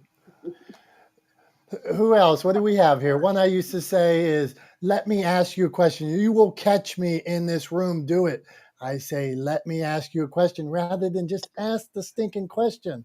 Who else has something? Carrie, go on. Hi, I say, well, I'm trying, but it's been 2 years and I'm failing. So I haven't been able to quite cut it out entirely, but I do say, and and so is really annoying, I have to say. But I love that Jamie, the producer Jamie, says, I love that, because I love when she says I love that. So I don't know that you need to cut that, girl. Thank you. Another one that came to mind is when I say, when someone asks me a question. So if I'm a guest on a show and someone asks me a question, I hate it when I start by saying it. It's such a crush. I say, I'll be honest. I'm always honest, but it implies that times when I'm not, and I hate that I say that. I decided to, when I do the editing, if there's a catchphrase somebody's using, I will cut it and paste it into this, just kind of extra thing. I'm gonna kind of publish it as a bloopers thing of all of these. Yeah, but yeah, right. Don't you know, right? Yeah, and having all of those phrases just run back one after another from these different people who say these phrases all the time. Julie, I saw you flash. What do you want to add? Julie, then we're going to meet Carrie formally. Go on. I mean, I really laugh at that because I would always say actually. Well, actually, and in terms of those two things just annoy me about myself. So those are my two little idioms, if you will. Don't you hate when you pick up on these little things like that, and now that you know them, you've recognized them, and then you catch yourself, I thought I was out of this habit, now I'm back in this habit. So I do that. Do that. I'm going down the stream here. So Carrie, we have not formally met you yet. So if you'd like to drop a tip, ask a question, the floor is yours, Carrie. Thanks for having me. So, Dominick, thanks for inviting me up on stage. I appreciate it. My name is Carrie Brett. I'm a professional celebrity photographer from Boston and turned dating expert and podcaster. And I think all these catchphrases that you say are actually really great. My tip is this. So, one of the things I enjoyed in this room was the two people who failed the servers test at TGF Fridays, I think. That's right. Me and Jake. Okay. We're Love brothers it. now. Love it. I got written up once when I was a waitress at Bertucci's for giving out too many rolls, and there was a spotter there. So, but one of my most downloaded episodes is this guy Jim Bello, who was the first person put on a respirator during like the first week of his MGH. It became a national story. He was on life support for 32 days, and he declined all press because it became too much. But he did come on my show because he used to make the rolls at Bertucci. So it's these personal relationships that are amazing, and the episode's really funny and heartfelt. But my tip would be this. Don't be afraid to really lean into your personality and don't edit everything. People love people who are flawed, and we're all imperfect, and perfection doesn't exist. So that would be my advice. You're not reading the nightly news. Podcasting is a totally different medium, and just be yourself, because people can hear when you're trying too hard and you're trying to be somebody that's perfect. It's not going to fly. So that would be my advice. Thanks for letting me speak. I love that. Don't edit everything. That's one of those things that we should put in the bar on, like when we share this episode, wherever we're sharing. Don't edit everything. We all have that tendency to want that perfect picture, that perfect post, and not talk about those failures, not the slip ups. It's so natural. But Carrie, thank you for producer Jimmy. What do you want to add there? Yeah, I have a question for Carrie, actually, because she is a professional photographer. And so, I know that, I'm assuming that as part of her process, that there's an editing portion of your process, Carrie. So I'm curious if there's anything that's translated in how you know that you've reached completion on the amount of editing that you do for a photographer. I can't speak for a photograph. That's how you say that word. That has translated to how you approach editing your podcast.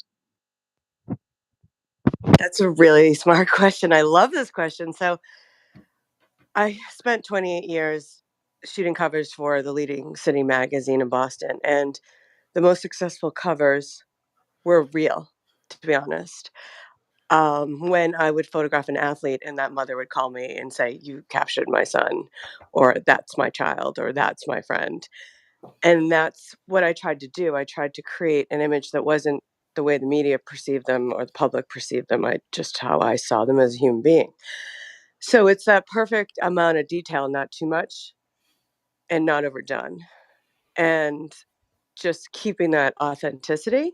So ironically, when I started as a podcaster, I had spent almost three decades using my camera to tell the truth about the subject that I was capturing. And now I just switch out the microphone for a camera.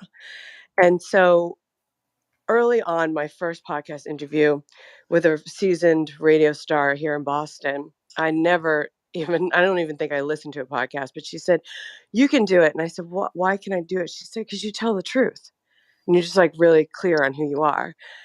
And you like laugh about your flaws and you really, you just are yourself." And I said, well, I went back and I listened to that podcast. And there were a couple of moments where she asked me a question. I didn't know any of the questions. And I paused and I learned about the power of the pause. And when I paused to think about what I was going to say, because I was going to answer truthfully, the audience leaned in. So it is that realness and keeping that ebb and flow of the conversation to be super straight up and real. So hopefully that makes sense. Thanks. I want to ask a question of Carrie, and to be perfectly honest, Carrie, I was out of the room for a minute. I had to step away for a second, and so I missed the beginning part of what you were saying. But this question popped into my head just based on what I heard when I got back in here, and talking about your editing process and thinking about your approach to photography. So my question is, how many photographs in your career that you've published would you look at and say are perfect? Oh my God, my mind is like blown. These are not the questions I usually get. The questions I usually get are, who is your favorite actor? We're smart people in this room, Carrie. You guys are really smart. Smart crew. Okay, so how many of my covers are perfect? I would say they're damn near perfect for the limited time Yeah. and the limitations within that shoot. So one of my most popular covers, okay, I competed against Sports Illustrated, a lot of national magazines. I had 4 minutes to do the cover. That's not a lot of time. I did it in 2 and gave them 2 minutes back. But I saw, so because I was competing with all these other covers, they were going to tell me how these 3 people were going to stand. Or I basically watched all the other people shooting and I knew I couldn't do X, Y, and Z. So I had like so many limitations. But I watched and studied their body language. So I was like, yeah, that's it. So when the 3 of them came together, I knew exactly how to position them. So because I have such limited time, like I shot Shaquille O'Neal, I think in 2 minutes as well. But I studied his facial expressions on the sidelines of the games. And I studied him in commercials. So I already knew the look I was going for. I went in, Right. grabbed that look, and I was out. So it's damn near perfect based on how limited it is. And that's Right. what's unfortunate is that I get judged for, well, I would have shot it like this. No, well, would you? Well, Because yeah. so let me jump in for a second because what you said actually kind of fed perfectly into the point that I wanted to make, and the reason why I asked the question, and that is that you wouldn't describe any of your covers, any of your published work as 100% perfect, right?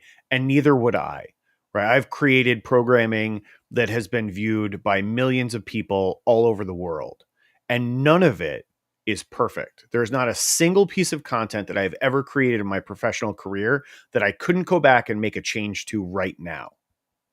Not a single piece.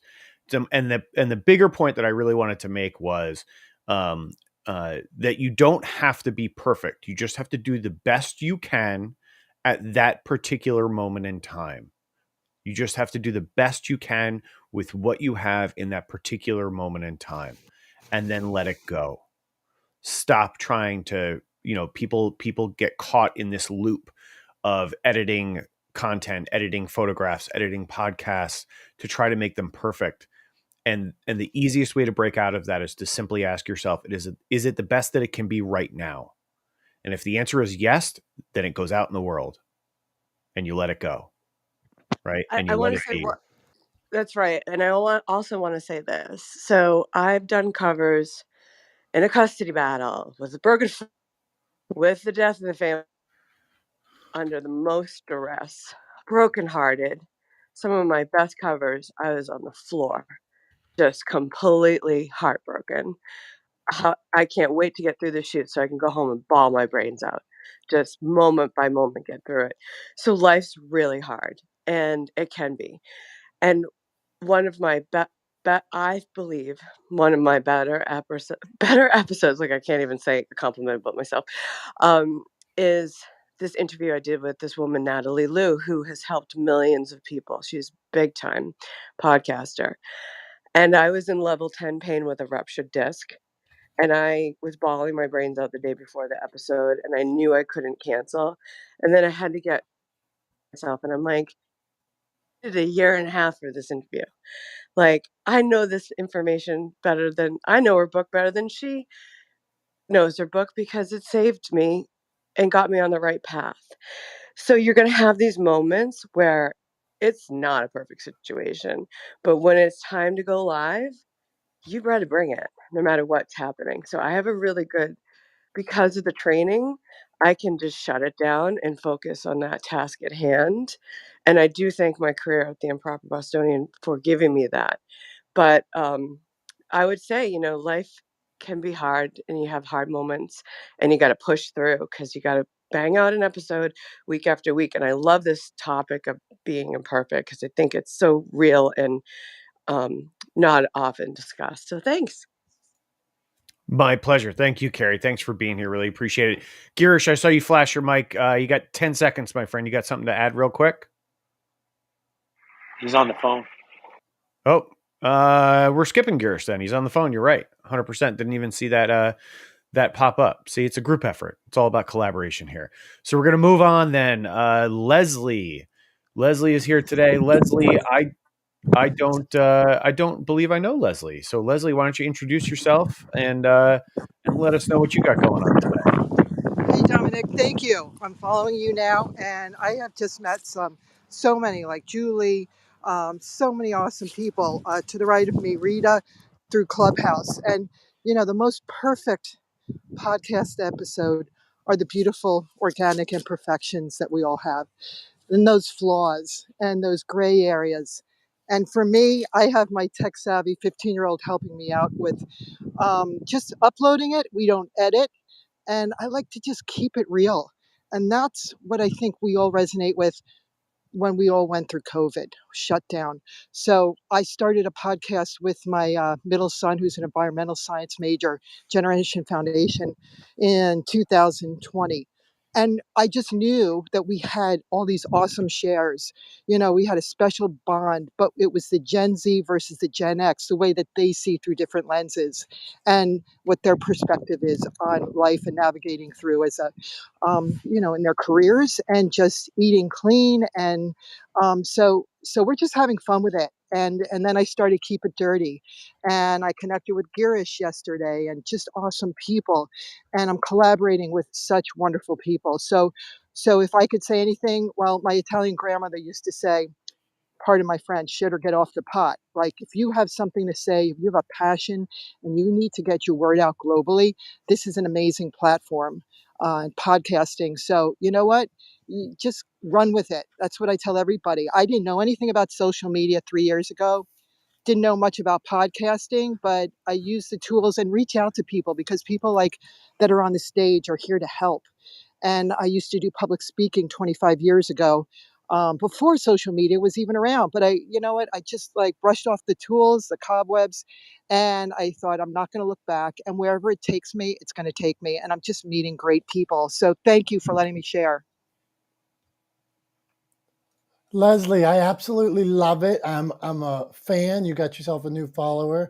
And this reminds me of some of my favorite videos and stories that I share are the people that weren't able to share their story and helping them share the story, whether it is somebody that was 85 years old and was told wasn't able to tell her story because of the color of her skin, or riding bikes to Washington, D.C. with my dad, where here's my dad, 76 years old. My mom was getting sick with Alzheimer's, and me and him took this journey to Washington, D.C. on bikes, a couple hundred miles, and I was able to document it. Whether it gets one view or not, this is a video I'm so proud of because I was able to tell this story, and I'll have this story for the rest of my life documented. It's somewhere where I'm able to view it. Other people at times will watch it and say, well, that reminds me of me and my dad, or I wish we would have had that kind of story. Man, I'm so thankful to just get out there and share that story. So Leslie, love it. And I was Tiffany earlier that said, just do it. So I'm Yeah. loving the room. You guys are full of energy and really have made us have a stimulating conversation today. I was looking for a better word than stimulating, but that was all I could come up with. Thank you. I need to work on. I need a thesaurus when I'm speaking here, and I could quickly use it, then pretend like I was really cool. But anyway, all right. Now we need to meet Rita. Tom, we haven't met Rita, so let's meet Rita. Rita, ask a question, share a tip. Go on, my friend. Thanks, Dominic. First of all, loving hearing the stories on the stage. And, for podcasting, I started mine almost a year ago. And I remember in the beginning it felt overwhelming. It's a lot of work, as y'all know, but it was just it's very powerful, when you do hear other people's stories, because I think that, myself included, sometimes you just, when you hear other people going through, you know, stuff that's challenging or hard, or people that normally don't talk about on social media. And I think we, by default, think that, we all live these fabulous lives and life is just fabulous. We're in North America, so, and I just, we're just kind of like conditioned to always present this, everything is great. And nothing's really wrong with that in itself. But I think when I started like listening, having guests on, I really just was like, oh wow, you guys also experience like narcissistic abuse, and you guys also experience this and that, and like, because I think it's like it's so easy to fall into the trap of thinking that you're the only one. And it just really, I think podcasting is a very powerful platform for both, people conducting the interviews and people that are guests, and also most importantly the listeners. I think we're all kind of being more empowered. We're learning at a very accelerated rate due to podcasting. All parties are. Um, and then with Clubhouse, it really helps with that networking and collabs, and, getting more guests on your show, especially when you hear them, it's like, wow, you can really benefit, your voice will really benefit my audience because you kind of experience your potential guest in a room. So yeah, I just wanted to share that. Rita, thank you. Appreciate you being here. It really makes me think about our truth and what it really is, and how many ways that we could be more sincere and more authentic.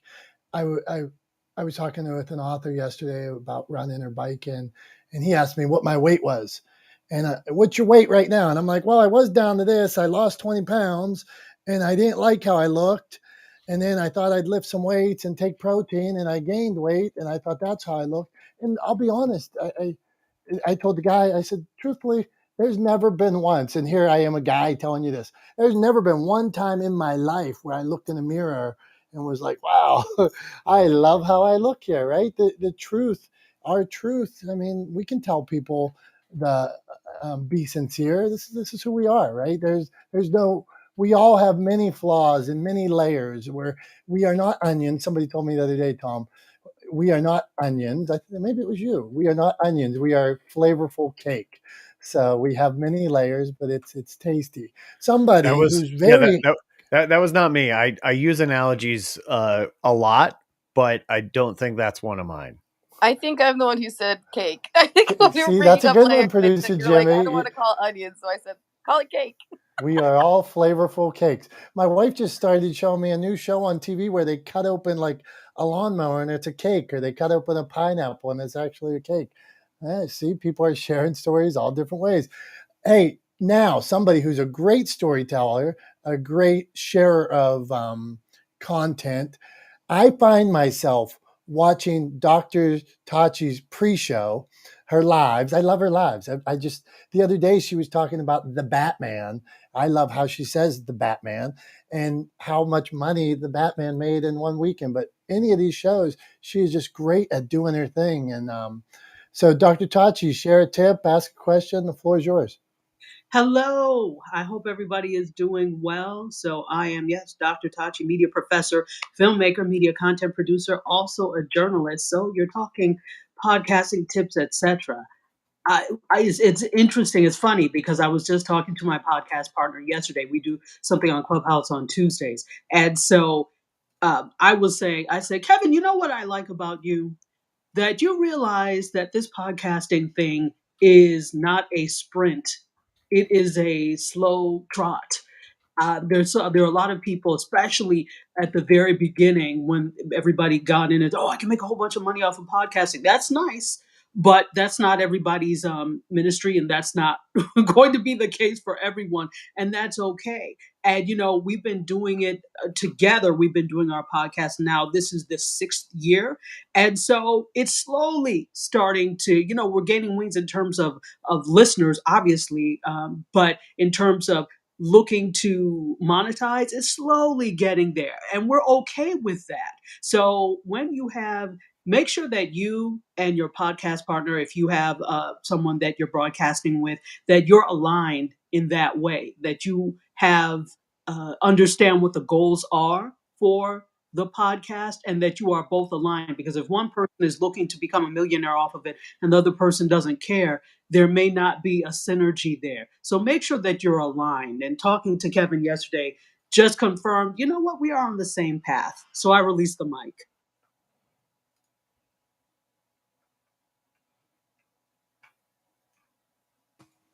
Dr. Tachi, we love having you. And I'm telling you, and Tom will say this, if we haven't said it, we didn't say it enough today. I know I didn't say enough, but make sure you connect with people in the DMs, follow them. You will find some interesting, creative people. You'll learn from them. You'll be inspired by them. Have a conversation, a cup of coffee, like we found. Julie's the Pied Piper of Clubhouse, and people were singing their praises. I believe the same with Jimmy and Ben and Kevin. Charlie's super inspiring. So you start meeting these people and realize I need more of them. So get in those DMs and follow, connect, that kind of thing. We have somebody, Moira, that's how I pronounce it. So Moira, it's good to see you again. I'm glad you were able to make it today. Cheers, What Dominic. Hi.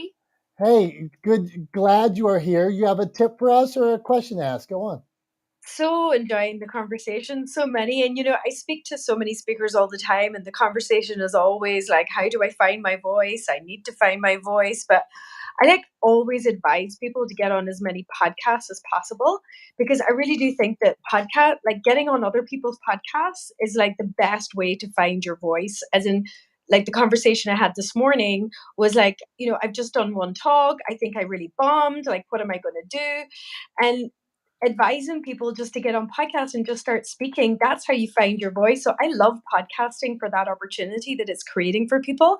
And I think like last year or 2 years ago when the pandemic started, there was about just under 1 million podcasts, but now there's like 2 million podcasts. So there's so many major opportunities for people to get out there and find their voices.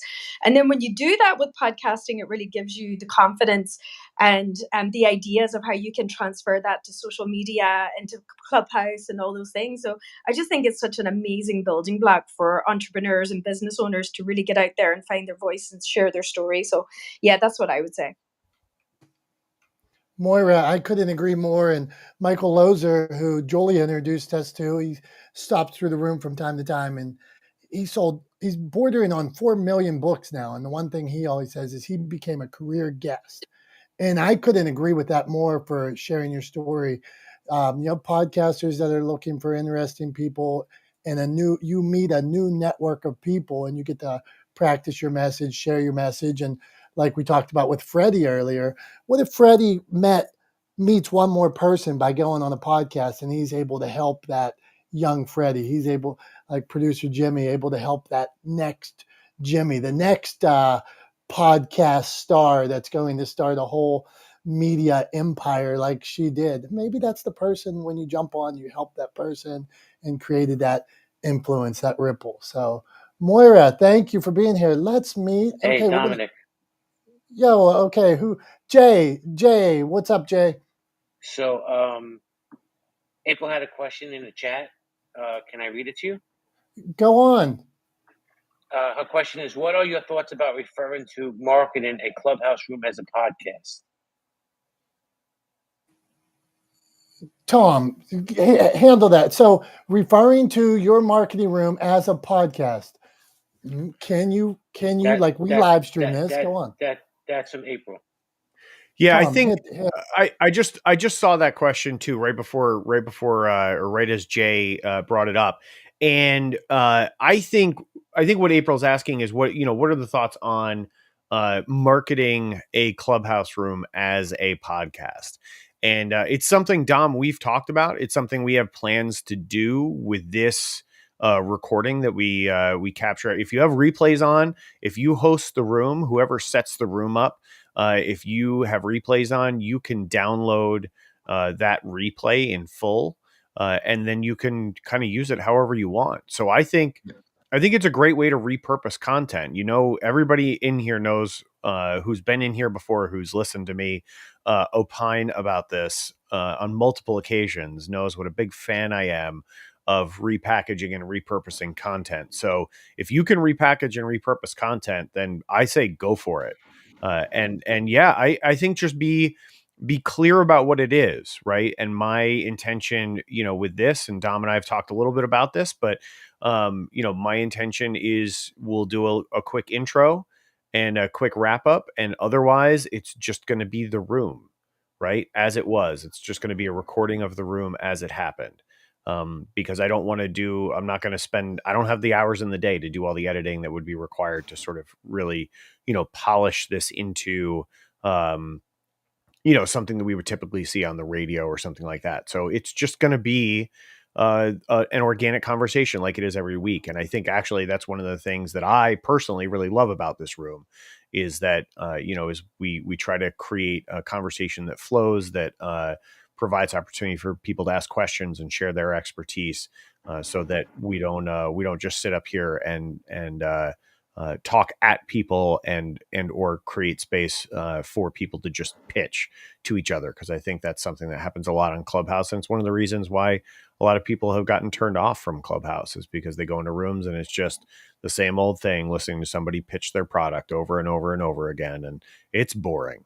So so we try to avoid that. But yeah, I say go for it. If you host a room, just let everybody know. I would say out of courtesy. I mean, obviously, if replays are on, it's part of the terms and conditions now with Clubhouse that you acknowledge that you could be recorded by going into the rooms and by participating on Clubhouse. But I would just let people know what you're doing with it. Just like we like to let everybody know that we're live streaming this room, that it's going out on multiple channels. But yeah, I say go for it. Do it. Nothing wrong with it. Hey, Just do you do mind it. if I That's quick word? Yeah, go on, producer Jimmy. Then we're going to hit Real quick, Girish, and yeah. then we are going to Angela. So Jimmy, Girish, Angela, go on. So I'm interpreting her question a little differently. I'm thinking of her question as, can I call my regularly scheduled Clubhouse room that I host, can I call that a podcast? Because she then later asked about the definition of a podcast. And so here's what I want to say. You can call something a podcast as long as you make it available on podcast players. Otherwise, it's going to be confusing to people as they hear you call it a podcast, and then they go search for it where they normally find podcasts. It's not there. However, the source of the audio for a podcast can come from anywhere, including a Clubhouse room. So I would advise you that yes, you can. However, just make sure you hit that final key of making the audio then available as a podcast on podcast platforms. Thank you. I'm complete. Producer Jimmy, that is why we love when you're in the room, to clarify things like that. So thank you. And since she said she canceled her room so she could be here, you'll probably see producer Jimmy in next week, unless she's got something going on. So producer Jimmy, we love you. Thank you. Girish, you had something to add? If you can, drop it Yeah, in. just very quickly, I do create rooms on Clubhouse on replays, and then I do post it on my podcast also. But on top of that, what I do is I dissect that whole episode on Clubhouse and make that into an article and put it onto LinkedIn. So it's more an exposure, right? Because it's the writing style has to be that the opinion is not coming from me, but it's coming from others too at the same time. So it's not just me, but there are other people collaborating when it comes to the topic itself. So I do this all the time, and I release that on the Mondays that I usually post. Like for example, just last week I just had a room, and it was a really awesome room, and then I'm created that as an article, and I'll be releasing that next Monday. So yeah, you can definitely release it for sure. But I make that Repackage as and raw. repurpose. So what's that? Repackage and repurpose. Repackage and That's repurpose. it. Right? That's it. Yep, that's it. Perfect. Awesome. Thanks, Girish. Thanks, Dominick. I know we're moving along. We're coming up against a hard out at 11:30. So who do we have to meet next? Who's left for us? Here's how we're going to do it, Tom. I'm planning this. I'm reading Angela's bio. It seems quite impressive. And then we're going to have my friend, my dear friend. So we're going to go to Angela. She's going to drop some major tips for us. And then Brian P. Swift, my buddy, is going to take us home with some inspiration. So that's what I envision in my mind is going to happen. I'll probably push mute and screw it all up, but that's what I'm thinking is going to happen. So Angela, welcome. I'm glad you made it today. Oh my God, Dominick, the pressure is on. Put a lot of pressure on me here. I'm not a podcaster, but I do know a little bit about Clubhouse, and I do know about branding and business strategy. And what I will say is that, yeah, people have streamed their podcasts through Clubhouse, but I was also turned on to another platform that I'm actually going to become, I don't know, supposedly going to become a creator on it, but it's Fireside, where you can have your you can still, have all the other outlets, with your podcast, but you can also be on Fireside as well. So that is, I think, something interesting for people that want to, go to multiple stream in multiple places. And then also, I think that was it. I kind of jumped off the off the mountain now. No, but I think but yes, and I think people have done it on Clubhouse, and I mean I've been in rooms. The only thing is I think it's kind of weird with depends on how you want. Like the Future does it, like Chris Doe. I know that he he uses Clubhouse as well. And but anyway, I'm kind of running out of steam on this because I'm not a podcaster, but I can only just tell you what I've seen. But I appreciate being here because I am starting a podcast, and I actually had a question. I don't know if that's allowed. Yeah, we love questions. We're going to ask your question. We're going to answer it. We are going to wrap this whole thing up in 6 minutes, and we say it's equal opportunity around here. So you're going to ask a question. We're going to meet Gospel, and then Brian's going to bring us home. So we're on a fine line here. Go, Angela. All right. The quick question is this. I was naming my podcast The Brand Rules because it's all about branding and marketing, and and that's really what I talk about. However, that being said, I was thinking, should I name the show after myself for branding purposes, for being the brand? Because I am going to do a lot of solo episodes. I will do interviews, but it will be a lot of solo content. So that's my question. So, Tom, you want to take that? Go on. Yeah, I mean, I can chime in. I think there's probably a lot of answers if you get into the metrics of this. I would call it the brand rules, and then maybe add your name for personal branding. So the brand rules with Angela George would maybe be a way to go about that, so that you can also, that gives you the opportunity to, down the line, if you end up maintaining that IP around that podcast, but you don't have the time to host it, or you want to hand it off to a new host or something like that, you can swap the name out, and the name of, like, the with at the end of the name, and the name of the podcast stays the same. So it's not the Angela George podcast, it's the brand rules with Angela George. And then, if things change down the line, you can keep the IP of the podcast, keep the name the same, and just change the host name attached to it. That would be my best advice on that topic. Okay, thank you. Oh, Agree. sorry, Jemmy. Oh, that was all I was going to say. 1000% agree. That was it. Good stuff. Okay, we appreciate each of you.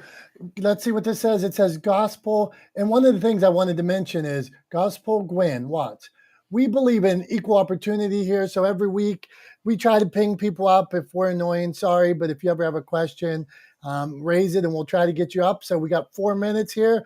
Gospel Gwen, ask a question. And Brian P., I'm putting more pressure on, but I believe in him. He's going to take us home with some inspiration. So Gospel Gwen, ask a question. Hey, good morning. This is your friend Gospel Gwen, and greetings to all of you. And my question is, can you share 3 resources for repurposing content? Thank you.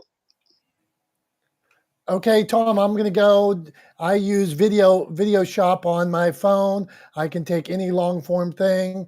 I use screen recorder on my phone. Those are 2 simple ones where I can whittle them down in seconds. And then all those different apps where I could go to Facebook Reels, anything like that, put long form into short term form. Now go, Tom. What do you got? So I use the most accessible program that I use for folks is called Descript, Descript. So it's you can download a free version. There are paid options as well, and it's a sort of transcription and editing software all in one. So you can edit video as you edit the transcripts and kind of have it all go together. You can search the transcripts, the whole 9 yards. So that's what I use for repackaging, repurposing content before I go into my editing system on Adobe Premiere Pro. Do you need Adobe Premiere Pro to utilize that time? No, you do not. Descript is its own software. You don't need Adobe Premiere Pro to use that. That's just my workflow because I also, I own a video production company, so that's what we do. But that's my workflow. But Descript is a great piece of software. Thank you. Okay. Thank you. Okay. Part of getting out there and doing it is a little inspiration, a little motivation. We all need it. I think it's Zig Ziglar that says motivation's like a shower. It's recommended daily. So Brian P. Swift, if you're not out doing your show, this is the pressure, man. Just take us home with 30 seconds of inspiration or so if you don't mind. No problem. Thank you very much. I got on late. I apologize. I learned so much from this room is from hosting a radio show on WJOL in the Chicago suburban area to my Positive Perspective podcast, and to keep you guys hopefully in that 10:30 time limit or 11:30 your time. Just a couple things to remember. Setbacks are always laden with information, and this information from our setbacks and failures give us great ways to improve. So don't look at setbacks is such a negative. It is a great way to figure out what's happening. Sometimes the causes of our setbacks are systematic. Sometimes in looking back at them, they will help us improve, because success does not consist in never making mistakes, right? It's in not making the same mistake twice. So learn from these inspirational people here on Clubhouse. They have brought me a long way, and don't make the same mistake twice. God bless. We're out of here. amazing inspiration from our friend Brian P. Swift. Dominick introduced me to him. I think he's a great guy, somebody everybody in here should be following and listening to. Incredible, inspiring gentleman, and I'm excited to have him, always excited to have him in this room, and appreciate so much him sharing that inspiration with us. Just want to say a quick thanks. I have to run to a meeting, so I want to thank everybody for being here. Thank you to all of you for sharing your wisdom, sharing your thoughts today, sharing yourselves with us in this space. Thank you to my intrepid co-host, Dom, in this room. Couldn't do it without him. There's nobody riding anybody's coattails. We all bring our own cake to the party, as producer Jemmy would say. So we're all delicious cake, right?